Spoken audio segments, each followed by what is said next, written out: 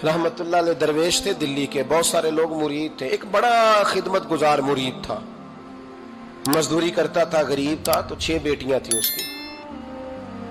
हजरत साहब के पास रोज आके कहता, हुजूर बच्चियों के लिए दुआ करें, अल्लाह कोई असबाब पैदा कर दे। एक बच्ची की शादी का खर्चा 1000 दिनार है और मैं गरीब हूं। हजरत साहब दुआ कर देते। खानका शरीफ के थोड़े ही फासले पर, हजरत जहां बैठ के मुरीदों की तरबियत करते थे, उससे थोड़ा ही फासले पर ना एक ईसाई रहता था, बड़ा मालदार था, बड़ी सारे ऊंट, गायें, भेड़, बकरियां रखी हुई थी और हजरत शरफुद्दीन रहमतुल्लाह अलैह की बड़ी मुखालफत करता था। और ये जो आपका गरीब मुरीद था, ये उसका पड़ोसी था। एक दिन बुला के ना उनको कहने लगा कि तू किधर जाके जो है वो टकरे मार रहा है, वहां से कुछ नहीं मिलने वाला। वो तुझे क्या देंगे जिनकी खानका खुद चंदे पे चलती है, मदरसा चंदे पे चलता है, मस्जिद चंदे पे चलती है, तेरी बेटी का मामला कहां हल होगा? तो उस दरवेश ने कहा कि तू मेरे पीर को नहीं जानता, तू अजय मेरा महबूब नहीं डिठा, तो पता नहीं ना, तू इस रस्ते का मुसाफिर नहीं, तू नहीं जानता। उनका बस चले ना तो वो हर कीमत में मेरी बेटियों की शादी करा दे। अब वो ईसाई था, कहने लगा अच्छा चलो ठीक है, अगर इतनी बात है ना तो जाओ उनसे जाके कह दो कि 6 साल के लिए मेरे साथ मुआहदा कर लें, वो मेरे जानवरों को चारा डाल दिया करे, 6 साल ड्यूटी करे, मैं 6000 दिनार दे देता हूं। वो मेरे साथ 6 साल मेरे जानवरों को चारा डाले, रखते हैं ना आप चारा डालने के लिए, एडवांस पैसे दे के। अब तो लोग उन्हें भी गुलाम ही बना लेते हैं, बड़ी थोड़ी तनख्वाह देते हैं, जुल्म करते हैं, पूरा मुआवजा नहीं देते। हजरत शेख शरफुद्दीन के बारे में वो कहने लगा, जब अपने पीर से जाके कह के मेरे जानवरों को 6 साल चारा डाले, मैं 6000 दे देता हूं, तू जो कहता है हर कीमत पे जाने को तैयार है। उसने जब ये बात की तो मुरीद ने नाराज हो गया, वो लड़ाई हो गई, गिरबान पकड़ लिया, झगड़ा हुआ, बात बड़ी दूर गई। इस तरह की बात करता मेरे हजरत के बारे में, तेरे जैसे कई मैं वहां काम पे रखा दूं। जब वो बड़ी बहस हुई, बात मोहल्ले में, इलाके में फैल गई, दुनिया ने सुन ली, तो शेख शरफुद्दीन तक भी पहुंच गई। इस तरह झगड़ा हुआ है। लोग सो गए इशा की नमाज के बाद। हजरत साहब ने ना सर पे कपड़ा लिया, उस ईसाई के दरवाजे पे दस्तक दी, वो बाहर आया, फरमाने लगे लोग तो सोच समझ के मुलाजम रखते हैं, तूने भी तो सोच ही लिया होगा, तभी तो मुझे ऑफर की है।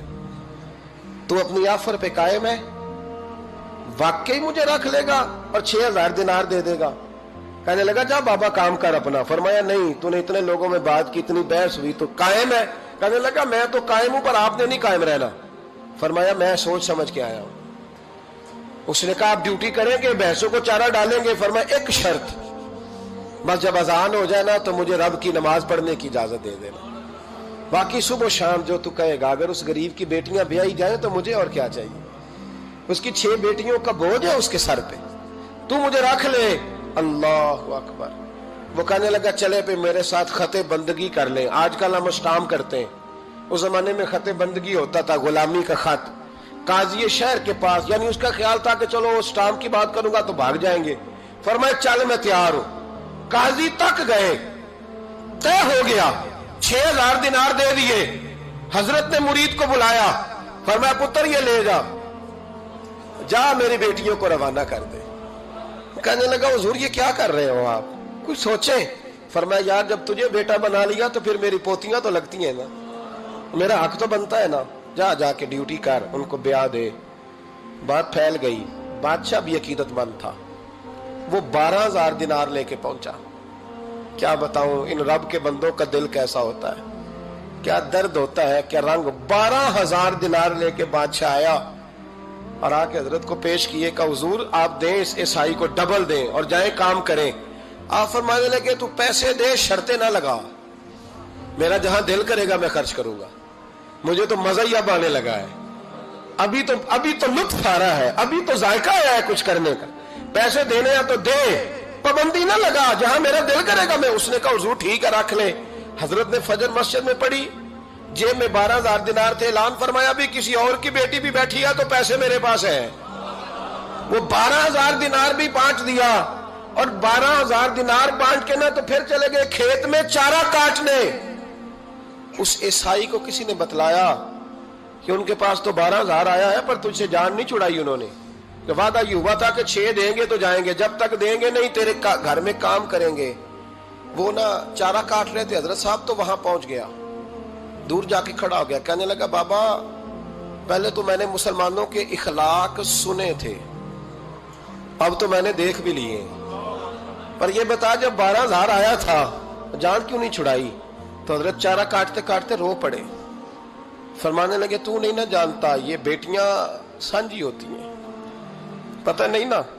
میرے رسول پاک نے تو حاتم تائی کی بیٹی کے سر پہ کپڑا رکھ کے کہا تھا بیٹیاں برابر ہوتی ہیں، تو یہ نہیں پتا جب اس کی 6 بیٹیوں کی شادی ہوئی ہے میرے اندر روحانیت کتنی بڑی ہے۔ فرمایا پھر 12,000 آیا ہے تو 2-4 بچیاں پھر گئی ہیں، تجھے نہیں پتا میں اندر سے راضی کتنا ہوں، میں تیری نوکری کرتا رہوں گا، پتہ نہیں اللہ کتنی بیٹیوں کو بیاہ دے گا۔ اتنا رویا وہ عیسائی کے پیروں میں بیٹھ گیا، کہنے لگا بابا میں نے تیری مخالفت کی ہے پر تیرے قریب آ کے پتہ چلا ہے کہ تو بہت اونچے اخلاق کا مالک ہے، اور اگر تیرا یہ مقام ہے تو تجھے اخلاق سکھانے والے محمد عربی کی شان کتنی ہوگی۔ ظالم کی بولیے جاتے نہیں لوگ جھوٹے گواہ بن کے، وکیل صاحب کو نہیں پتا ہوتا کہ یہ بندہ مجرم ہے جو میرے پاس آیا، کیا مجرموں کے وکیل نہیں ہوتے؟ بولے تو اس کو پتہ نہیں ہوتا وکیل صاحب کو کہ یہ صاحب مجرم ہے، میرے پاس مقدمہ لے کے آئے، اور اگر بے ادبی نہ ہو جائے تو میرا خیال ہے قاضی عدالت کو بھی پتا ہوتا ہے کہ مجرم کون ہے اور مظلوم۔ میرے نبی پاک صلی اللہ علیہ وسلم نے اس قدر زیادہ سختی فرمائی اس مسئلے میں، فرمایا جس کو پتا تھا کہ فلاں آدمی ظالم ہے، ظلم کر رہا، پھر وہ ظالم کا گواہ بنا یا اس نے ظالم کی مدد کی، کتنی کی؟ شارحین لکھتے ہیں چاہے اس نے ایک جملہ بول کے کی، چاہے ایک، سارے بولیے، چاہے ایک غریب کو اس نے ظلم کیا تو کہتے ہیں علاج یہ سی، چاہے ایک جملہ بول کے کی، شارحین اس حدیث کی شرح میں لکھتے ہیں ایک جملہ بول کے چاہے مدد کی، جس بندے نے کسی ظالم کی مدد کی کسی مقدمے میں یا کسی صورت میں اور اسے پتا تھا یہ ظالم ہے، میرے نبی پاک صلی اللہ تعالی علیہ وسلم فرماتے ہیں اگر اس نے مدد کی، ابھی ظالم کی بات نہیں ہو رہی، ظالم کے مددگار کی بات ہو رہی، اگر کسی نے ظالم کی مدد کی تو حضور فرماتے ہیں خدا بھی اس سے بری و ذمہ ہے، رسول بھی اس سے بری و ذمہ ہے۔ سنبھال کے رکھے اپنی نمازیں، قربانیاں، حج، زکوٰۃ سنبھال کے رکھے۔ اگر ظالموں کا مددگار ہے، الیکشن آ لینے دے، آپ کو نظر آ جائے گا کون کون ظالموں کا مددگار ہے، نظر آ جائے گا۔ اپنی جیب سے لوگ پیسے دے کے ظالموں کی مدد کریں گے، ان کے فلیکس چھپوائیں گے، بورڈ لگوائیں گے، جیبوں سے پیسے دے کے۔ ہم نے خود آگ لگائی ہے چمن میں اپنے، بے سبب گردشی ایام کو الزام نہ دو، ہم نے خود نور کا ظلمت سے کیا ہے سودا، کر کے توہین سحر شام کو الزام نہ دو۔ ظالموں کے مددگار میدان میں آ گئے، یہ چھوٹا لفظ نہیں، میرے حبیب پاک صلی اللہ علیہ وسلم نے فرمایا جو ظالم کا مددگار ہے سن لے جو سجن کے ساتھ کچہری جاتا ہے، وہ یاد رکھے جو دوست کا گواہ بنتا ہے، وہ یاد رکھے جو کہتا ہے میں مانگی گیا تھا، مجھے بلایا گیا تھا قبضہ چھڑانے کے لیے کسی غریب بیوہ کی جائیداد پہ، وہ سن لے تو مدد کر کے نہیں آیا، تو خدا کے ذمے سے نکل گیا ہے۔ رسول پاک نے فرمایا تیرا میرا تعلق ختم ہو گیا، تو ظالم کا مددگار ہو گیا، پھر تو کہتا میں بے چین ہوں، میں بے قرار ہوں، میں آزمائش کا شکار ہوں، پلٹ کے دیکھ تو صحیح تیرا گناہ کتنا بڑا ہے۔ میرے نبی پاک صلی اللہ علیہ وسلم کا ایک اور فرمان سن لیں، ابن ماجہ ابو داؤد میں موجود ہے، اس حدیث کو آپ نے یاد کر لینا ہے، کر لیں گے انشاءاللہ، سارے کہیے انشاءاللہ، کر لیں گے یاد۔ حضور صلی اللہ علیہ وسلم نے فرمایا اگر تو ظالم کی مدد کرے گا نا، یہ لفظ دل کی تختی پہ لکھ لینا، یہ مکافات عمل ہے، مکافات عمل دنیا، ادھر کرو گے تو ادھر بھرو گے۔ فرمایا اگر تو کسی ظالم کی مدد کرے گا، سن لے حضور کا فرمان ہے، اگر تو ابن ماجہ ابو داؤد سیاہ میں موجود ہے، فرمایا اگر تو کسی ظالم کی مدد کرے گا تو رب تعالیٰ مرنے سے پہلے تیرے اوپر بھی ظالم کو مسلط کر دے گا، تیرے اوپر بھی ایک دفعہ ظلم ضرور ہوگا اگر تو ظالم کی، وہ کسی صورت میں بھی ہو سکتا ہے، کسی صورت میں بھی تیرا بیٹا ہی اٹھ کے ظلم کر دے گا، تو الجھ جائے گا، کسی نہ کسی جگہ تیرے لیے تباہی کا سامان ہوگا، تیرے اوپر ظلم ہوگا، اس لیے کہ تو ظالموں کا مددگار ہے۔ چاہیے یہ تھا کہ تو مظلوم کی مدد کرتا، انسانی ایمانی یقین کا فریضہ سر انجام دیتا، تو ظالموں کا مددگار ہو گیا۔ ٹٹول کے دیکھ لیں، رزلٹ نکال کے دیکھ لیں، ہمارے زمانے میں ظالموں کے مددگار زیادہ ہیں، اتنی لمبی زبانیں نکال کے ظالموں کی مدد کرتے ہیں، بڑے بڑے کالم نویس اللہ نے انہیں قدرت دی لکھنے کی، تو اپنا قلم ظالموں کی مدد میں خرچ کرتے ہیں۔ وہ لوگ جن کو اللہ تبارک و تعالیٰ نے قدرت دی، ہمت دی، طاقت دی، کچھ لوگ ان کے حلقہ احباب میں، وہ اپنے لوگوں کو استعمال کر کے ظالموں کی مدد کرتے ہیں، ظالموں کی مدد کرتے ہیں۔ میرے نبی کریم سید عالم نور مجسم صلی اللہ علیہ وسلم نے فرمایا، اگر تو نے ظالم کی مدد کی تو جب تک تو توبہ نہیں کرے گا رب تجھ سے ناراض ہی رہے گا۔ اللہ تجھ سے، او بھائی جس سے رب بھی ناراض ہو گیا، نہ کھانا نہ پینا نہ سونا نہ جاگنا نہ نیند، پھر تیری ہر چیز تیرے لیے آزمائش ہو جائے گی، پھر تیرا سایہ بھی تیرے لیے خوف کا سامان بنے گا، پھر زندگی جیتی جاگتی لاش بن جائے گی، تو اپنے کندھوں پر اپنی میت اٹھائے پھرے گا جب تو ظالم کا مددگار ہوگا۔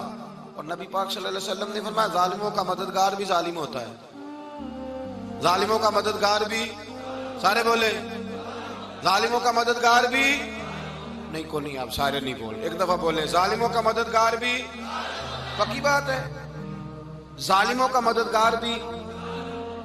اللہ اکبر، جس کا یارانہ ہو، جس کا دوستانہ ہو، جو کہے میں نے نا اس کو اوکھے ویلے کے لیے ظالم کو یاد رکھا ہوا ہے۔ کبھی مشکل میں رکھے نہیں ہوئے لوگوں نے ظالم دوست، کہتے میں نے رکھے ہوئے ہیں، بلکہ ہمارے دیہات میں تو کہتے ہیں میں نے بازو بنائے ہوئے ہیں۔ کس کو بازو بنا لیا؟ ظالم بھی کبھی بازو ہوتا ہے، جو ظلم کی تلوار لیے میں